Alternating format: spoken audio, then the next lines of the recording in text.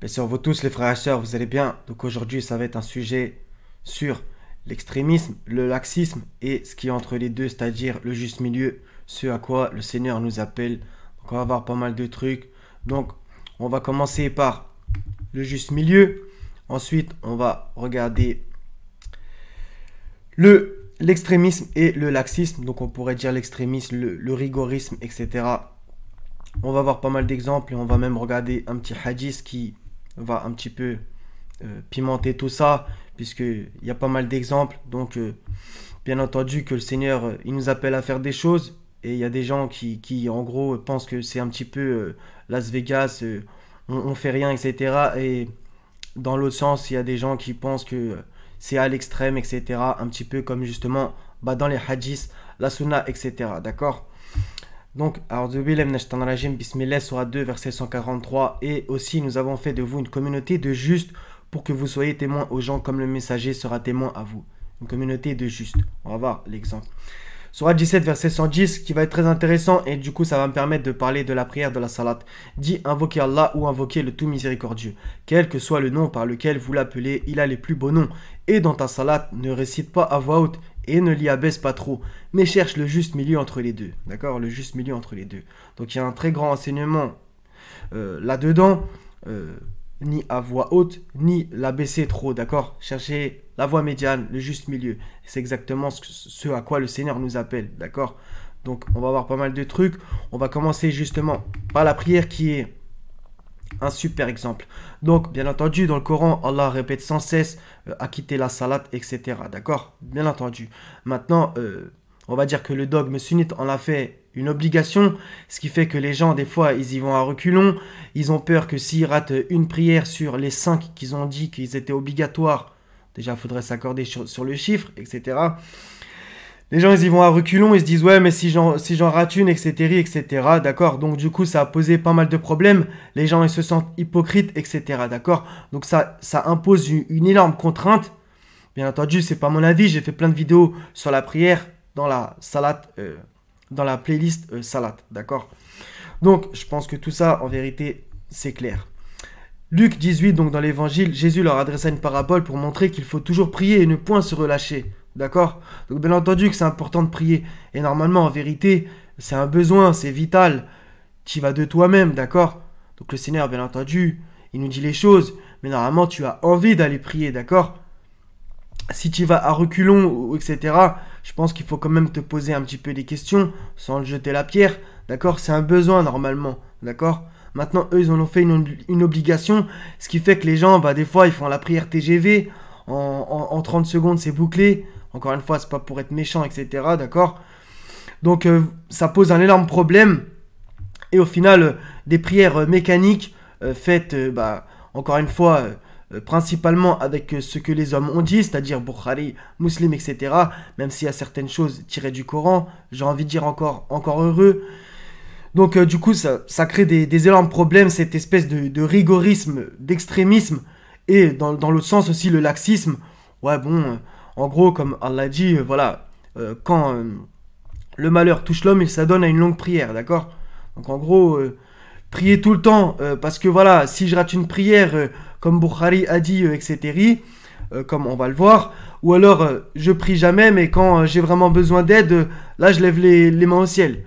Encore une fois, c'est pas pour jeter la pierre, mais c'est quand même une espèce de réalité. D'accord? Donc, parce qu'il y a eu une espèce d'incompréhension, des fois les gens ils venaient me dire, oui, mais donc du coup, si tu dis que c'est pas obligatoire, du coup, faut pas prier. J'ai jamais dit ça, d'accord? Bien au contraire, il faut prier. Même si, bien entendu, il faut mêler la prière à l'action, ça paraît évident. Tu peux pas être toute la journée en train de prier. Oui, bien sûr, tu as le droit en vérité, mais il faut aussi agir sur le monde, d'accord? Par exemple, David, dans les psaumes, il dit « Je ne suis que prière ». Mais il faut bien comprendre ce que ça veut dire. D'accord? Je ne suis que prière. Mais tu le vois dans tout le livre qu'il agissait, d'accord? Etc. On connaît son histoire. Donc, il faisait pas que ça toute la journée. Et on va le voir justement à propos de Jésus aussi, par exemple. Luc 6, 12. En ce temps-là, Jésus se rendit sur la montagne pour prier et il passa toute la nuit à prier Dieu. D'accord? Toute la nuit. Par contre, regardez, quand le jour parut, il appela ses disciples. Voilà. Donc, il y a un temps pour tout. Un temps pour rire, un temps pour pleurer. Il y a un temps pour prier, un temps pour agir. dans le monde. Bien que la prière est une action, qu'on se comprenne. En fait, la prière, c'est vraiment principalement pour avoir des forces de la part du Seigneur, pour garder le lien avec lui. Bah, bien entendu, si toi, même avec ta mère ou ton père ou je sais pas qui, tu l'appelles jamais, tu vas jamais le voir, et toi ou lui meurt, désolé, c'est un petit peu cru, bah c'est sûr que tu n'auras pas gardé le lien, d'accord? Bah avec le Seigneur, il faut garder le contact, c'est évident. Appelez-moi, je vous répondrai, comme il dit. D'accord? Donc c'est évident qu'il faut garder le lien avec lui. Maintenant, pas en faire une doctrine comme ça. Il n'y a que ça qui compte dans ce qu'on appelle la religion, d'accord? Le dîn, d'accord? Non, non, il n'y a pas que la prière. Bien au contraire. Voilà, ça a été un petit peu trop facile, entre guillemets. Ils ont dit, priez, vous inquiétez pas, tout va s'arranger dans le monde. Non, non, faut aussi agir, d'accord? Par la prière, tu demandes la force, et la force te fait agir. C'est aussi simple que ça, en vérité. Bon, Matthieu 26, 41. Veillez et priez afin que vous ne tombiez pas dans la tentation. L'esprit est bien disposé, mais la chair est faible. Veillez et priez. Donc ça, c'est au jardin de Gethsémani, etc. Et justement, Jésus lui-même prie.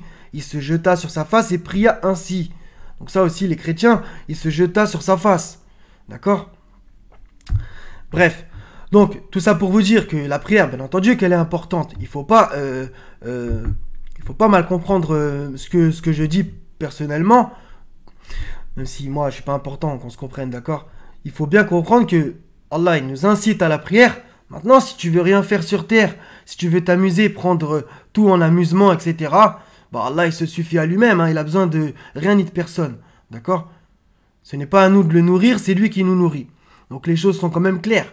Si t'as pas envie de garder le contact avec le Seigneur, bah, fais comme tu veux, j'ai envie de te dire. Ils ont oublié Allah, Allah les a oubliés. Voilà. Donc si t'abandonnes l'éternel, bref. Ça me paraît évident, mais bon. Donc cet exemple de Sourate 10, verset 110, il est ultra intéressant. Pas à voix haute et ne pas la baisser trop. Cherchez le juste milieu. Voilà. Donc c'est pareil avec le Seigneur. C'est pas tu pries 24 heures sur 24 et t'en oublies ta famille, etc. et les autres. Ou alors tu pries 0 fois dans l'année, d'accord? Après tu fais comme tu veux, hein. Nulle contrainte en religion, d'accord? Chacun agit selon sa méthode. 25-67. Qui lorsqu'ils dépensent ne sont ni prodigues ni avares mais se tiennent au juste milieu. Encore une fois, ça c'est à propos de la dépense. Alors là il le dit ça une autre fois, on va le voir, regardez. 17-29. Ne porte pas ta main enchaînée à ton cou et ne l'étends pas non plus trop largement. Hein, sinon tu te trouveras blâmé et chagriné, d'accord? Donc ça c'est à propos de l'aumône. D'accord? Donc ça c'est important. Ni trop, ni pas assez. Le juste milieu.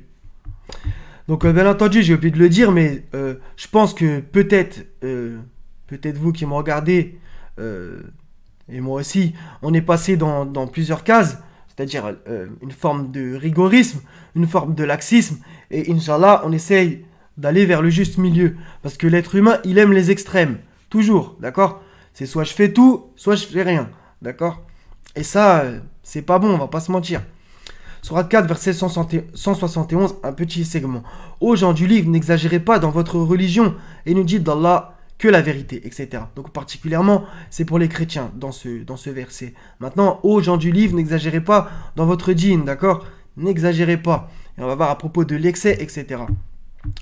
Un verset plus général quand même, 5,77 dit aux gens du livre, n'exagérez pas en votre dîn, votre religion, s'opposant à la vérité. Voilà, d'accord? Pas d'exagération. Et je sais, c'est facile à le dire, et beaucoup plus dur à faire en vérité, à moins que le Seigneur nous offre cette grâce, d'accord? Ni laxiste, ni extrémiste. On va voir l'exemple des pharisiens à la fin, justement. 57-27. Donc encore une fois, à propos de Jésus, ensuite, sur leurs traces, nous avons fait suivre nos messagers, et nous les avons fait suivre de Jésus, fils de Marie, et lui avons apporté l'évangile et mis dans les cœurs de ceux qui le suivirent douceur et mansuétude. Le monachisme qu'ils inventèrent, nous ne leur avons nullement prescrit. D'accord? Le monachisme. D'accord? Parce que justement, ça c'est un petit peu ce que je disais juste avant. Regardez, on va aller au bout.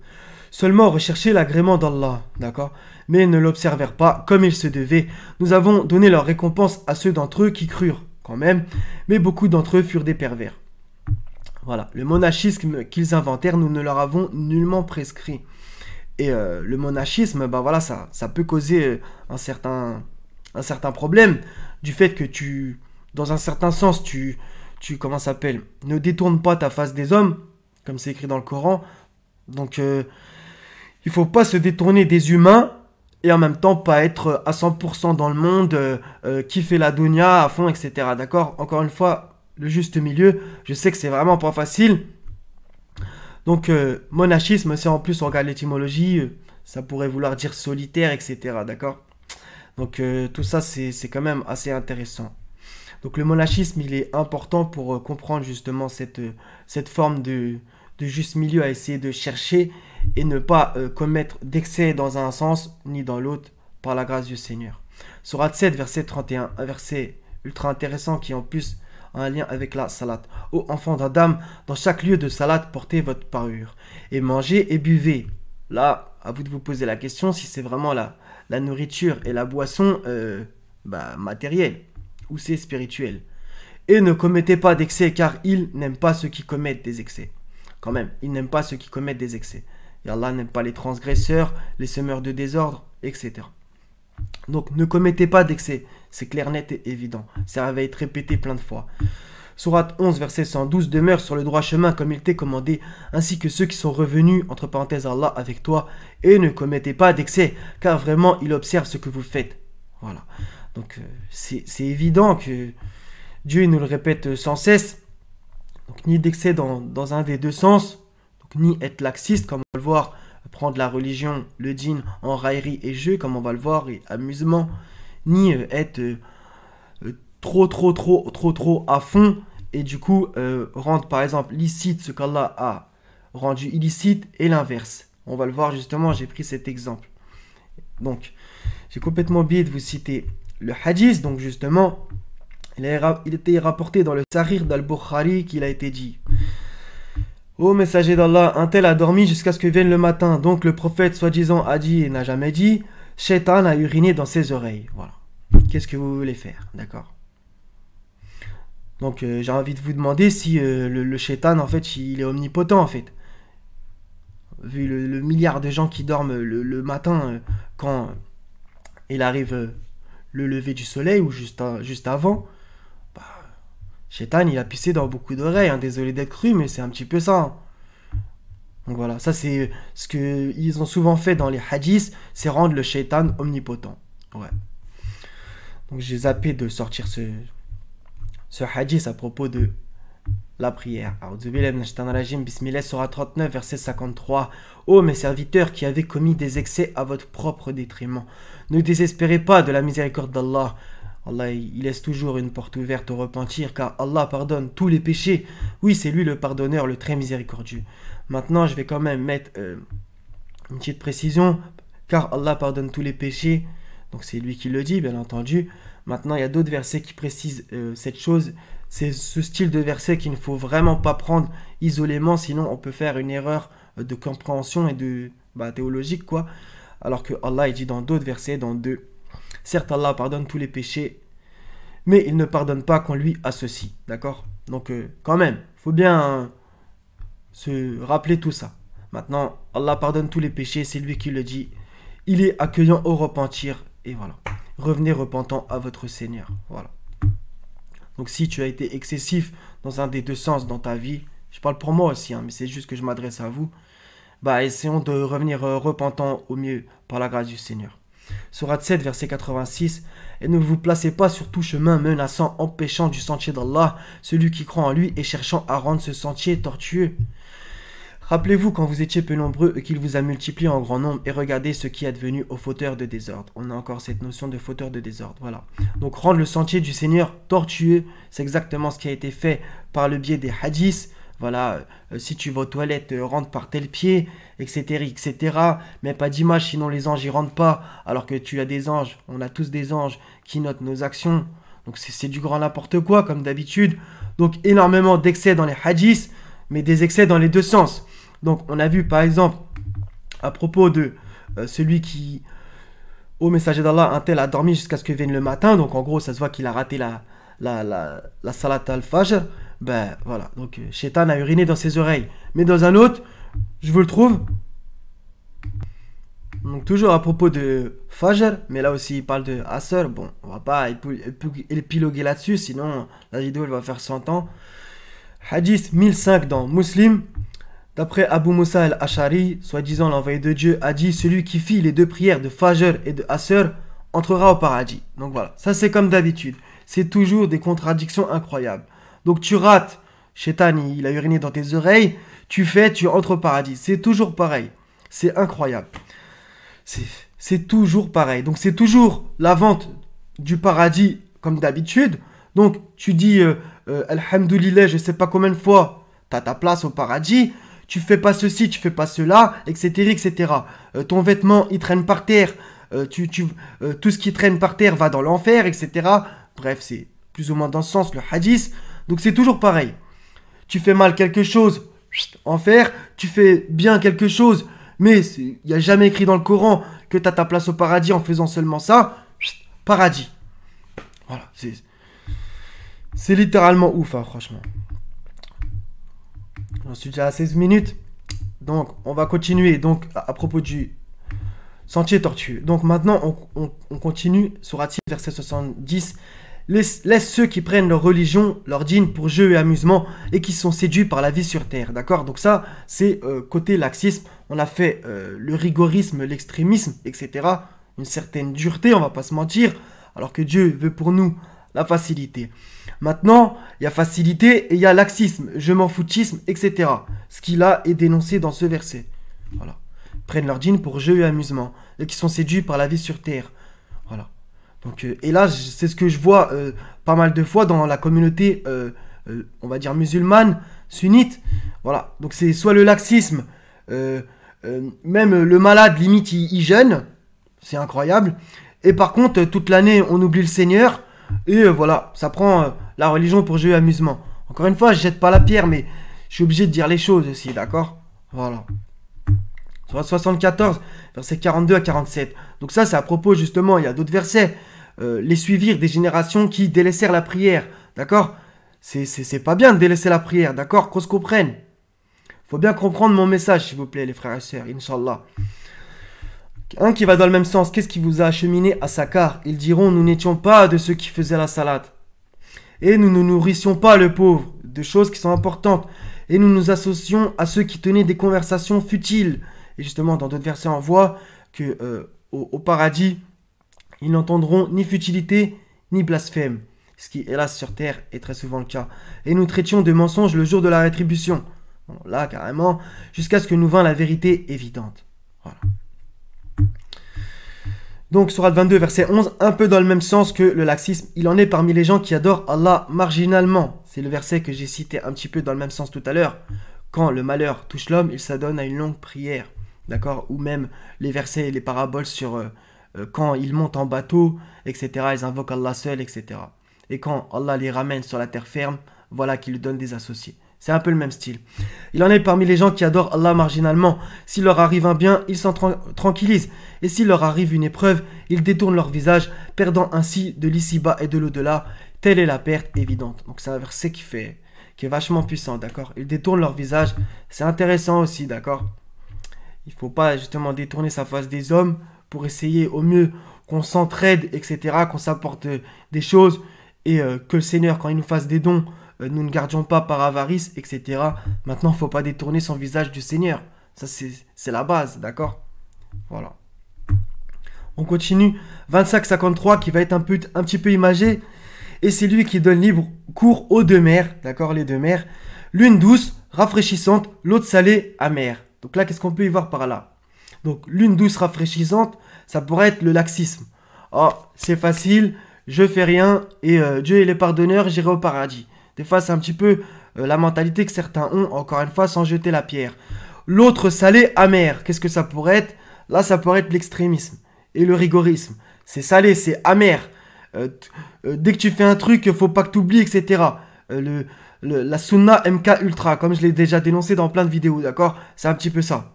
Sunna MK Ultra. Et tu rentres aux toilettes, tu fais ci. Tu fais ça, tu fais ci. T'as mal à la tête, franchement. Et il assigne entre les deux une zone intermédiaire et un barrage infranchissable. Vous voyez comment c'est beau? Voilà. Donc, et il y a un autre verset qui va dans le même sens. Donc, à propos de licite et illicite, ça va être très important. Sourate 5, verset 87. Ô les croyants, ne déclarez pas illicite les bonnes choses qu'Allah vous a rendues licites. D'accord? Et ne transgressez pas. Allah n'aime pas les transgresseurs. On a souvent cette notion, d'accord? De transgresser, etc. Ne déclarez pas illicite les bonnes choses qu'Allah vous a rendues licites.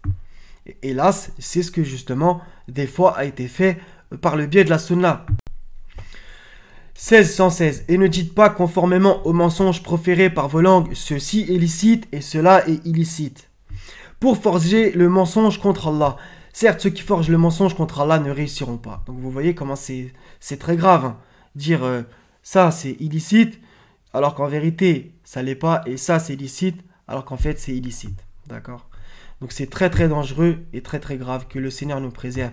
Et justement on a un super exemple, Sourate 2 versets 275 à 276 à propos de l'intérêt usuraire. Ceux qui mangent de l'intérêt usuraire ne se tiennent que comme celui que le toucher de Satan a bouleversé. Pour le coup, là il y a réellement cette notion, mais c'est coranique, que le toucher de Satan a bouleversé. Ce qui nous ramène un petit peu au hadith qu'on a lu tout à l'heure, à propos de Shaitan a uriné dans ses oreilles. Vous voyez que souvent c'est des copier-coller. Les mecs ils ont lu le Coran, ils se sont dit on va déformer les choses. Des fois il y a des trucs qui... ça se voit vraiment que c'est inspiré par ça. Ils tordent le sens des versets pour en faire des hadiths mensongers. Cela parce qu'ils disent le commerce est tout à fait comme l'intérêt, alors qu'Allah a rendu licite le commerce et illicite l'intérêt. C'est magnifique. D'accord? C'est exactement ça. Voilà. Et dans la sourate 62, à la toute fin, vous voyez aussi la notion du commerce, etc. Donc voilà. Donc ça, c'est un formidable exemple pour licéité et illicéité. Je ne sais pas si ça se dit. Illicité, bon, vous m'avez compris. Sourate 6, verset 148 à 151. Ceux qui ont associé diront si Allah avait voulu, nous ne lui aurions pas donné des associés. Nos ancêtres non plus, et nous n'aurions rien déclaré interdit. Vous voyez?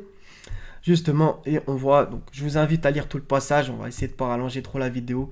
Verset 150, dit amenez vos témoins qui attesteraient qu'Allah a interdit cela. Voilà.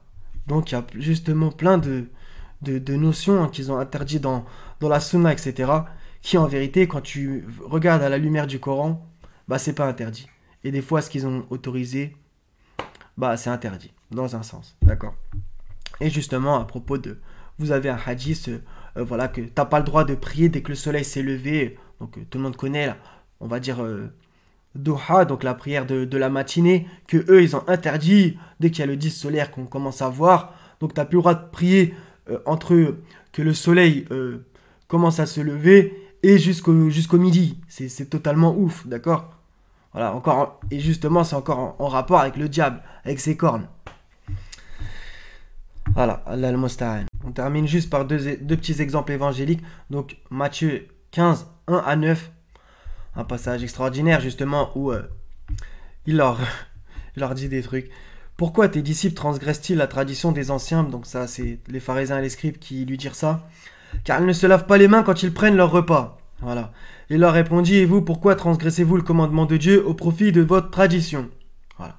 Donc justement, on voit à la fin, c'est en vain qu'ils m'honorent en l'enseignant des préceptes qui sont des commandements d'hommes. Voilà. Et on a justement un exemple précisé. Dans Matthieu 23, une super précision, lire tout le chapitre, hein, il est fantastique. Malheur à vous, scribes pharisiens hypocrites, parce que vous nettoyez le dehors de la coupe et du plat. Et qu'au-dedans, ils sont pleins de rapine et d'intempérance. Bon, c'est des anciens mots, on va dire, quand même. Pharisiens aveugles nettoient premièrement l'intérieur de la coupe et du plat, afin que l'extérieur aussi devienne net. Donc pourquoi je cite ça? C'est parce que, en vérité, on nous a vraiment fait perdre l'essentiel, quoi. C'est vraiment pour des petits détails qui prennent une importance énorme, alors que le plus important a été grave délaissé. Donc, bien entendu, pour la prière, dans un sens, je suis d'accord. Elle est ultra importante, qu'on se comprenne, pour garder encore une fois le lien avec le Seigneur. Maintenant, eux, ils aiment que le culte, en fait. En fait, il n'y a que des trucs cultuels. Il n'y a que le culte. Mais par contre, l'action, on ne nous en parle jamais, quoi. Regardez sur YouTube les imams, etc. Bref, j'ai même pas envie de parler d'eux, ça me fatigue. D'accord? C'est sans cesse... et en vérité, combattre le mal et ordonner le bien, là, il y a plus grand monde, quoi. Alors que c'est ça qui est ultra important, d'accord? Croire et faire les bonnes œuvres. Je sais pas, quoi, moi ça me paraît évident, mais bon. Donc, l'ultra important a été délaissé. Voilà. Donc Matthieu 12, et comprenez bien les actes cultuels, bien entendu, qui sont importants, qu'on se comprenne. Mais c'est un peu la religion du chacun pour sa gueule, quoi. Je fais les choses pour moi. Bref, ça me fatigue. Il n'y a pas de plus grand amour que de donner sa vie pour ses amis. C'est dans l'évangile. Donc, Matthieu 12, 1 à 13 aussi. Magnifique. Donc, justement, il leur fait encore des reproches à propos de... il y avait un Shabbat, etc., avec ses disciples, etc. Et eux, ils l'ont rendu fou comme d'habitude. Donc, si vous saviez ce que signifie je prends plaisir à la miséricorde et non au sacrifice, vous n'auriez pas condamné des innocents, d'accord? La miséricorde, elle a été beaucoup perdue, en vérité. Et voilà, c'est les sacrifices qui ont pris le plus d'importance. Donc voilà, va absolument à la mosquée 5 fois. Faut que à l'Aïd tu fasses ceci, cela. Faut que tu fasses absolument ton jeûne de Ramadan. Et comme on t'a dit, mais pas comme Dieu. Alors que Dieu dit que c'est Summa Atimusiem il a Leil. Accomplissez le jeûne jusqu'à la nuit. Eux ils t'ont dit non, non, non. C'est écrit dans Bukhari, c'est le coucher du soleil. Ah d'accord. Etc. etc. Donc les actes cultuels, c'est là. Et les choses importantes pour qu'on s'aide, qu'on s'entraide. Et que le mal essaye de... que le mal fuit, qu'il disparaisse le plus possible. Ça, tout le monde s'en fout. Je parle des prêcheurs, de la doctrine, d'accord? Et qu'est-ce qu'il a dit? Encore une fois, Jésus, il leur a dit, il est donc permis de faire du bien les jours de Shabbat. Parce que tout au long de l'évangile, ils lui ont reproché de faire des guérisons, etc. Bah, du bien le jour de Shabbat. Et eux, ils avaient compris le Shabbat en mode, non, non, non. Même si y a quelqu'un qui meurt devant toi, ah non, c'est Shabbat, tu ne feras aucun ouvrage. Non, non, c'est pas ça, d'accord? Donc voilà, justement, il leur a dit ça. Je vous le dis avec mes mots, d'accord? Mais vous m'avez forcément compris, d'accord? Voilà. Ils avaient pris le sens, comment ça s'appelle? Au pied de la lettre. Et justement, ce n'est... la lettre tue, mais l'esprit vivifie. Voilà. Je sais, c'est un petit peu long, mais en vérité, ça pourrait être beaucoup plus long si je devrais détailler plein de choses. Et que le Seigneur fasse en sorte que j'ai dit la vérité. De toute façon, c'est lui qui l'a dit. Et vérifiez toujours par le Coran ce que je vous dis, etc. Donc que le Seigneur fasse en sorte que nous nous tenions sur sa voie droite, au juste milieu, et non pas à gauche ni à droite. Et justement, on a cette notion des gens de la gauche, des gens de la droite. Bah, les gens de la gauche, très mauvais signe. Les gens de la droite, c'est bon signe. Ils ont leur ticket pour le paradis. Maintenant, il y a des gens qui sont encore meilleurs. Vous le verrez dans la sourate 56. D'accord? Donc, gauche, droite, mais il y a ceux qui les dépassent encore. Et que le Seigneur fasse en sorte qu'on en fasse partie. Voilà, frères et sœurs. Donc, j'espère que ça vous aura été utile. Inch'Allah ta'ala. Si ce n'est pas le cas, ça n'atteindra que ce que le Seigneur veut. Soyez bénis. Wassalamun ala al-mursalin. Walhamdulillahi rabbil alamin. La ilaha illahu al-hazizul hakim. Paix sur vous tous. Prenez soin de vous. Salam. À la prochaine, Inch'Allah.